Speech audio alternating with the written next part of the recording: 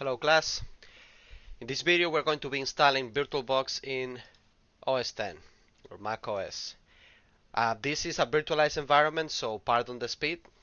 The first step that you need to do is just Google VirtualBox, VirtualBox. This is the page. Scroll all the way down and click on download VirtualBox. Once you click here, scroll and OS X host. Click on that and a file is gonna download, this file over here, and the installer is not different from how you install software in your Apple computer. It's all the same.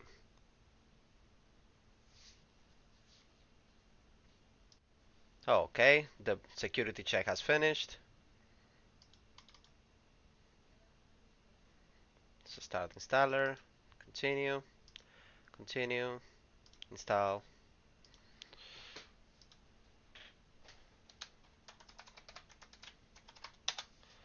There you go.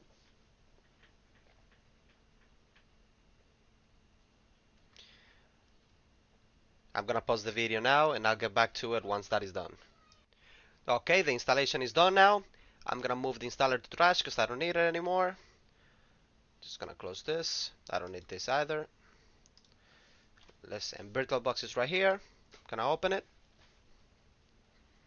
And there you go. See you in the next video.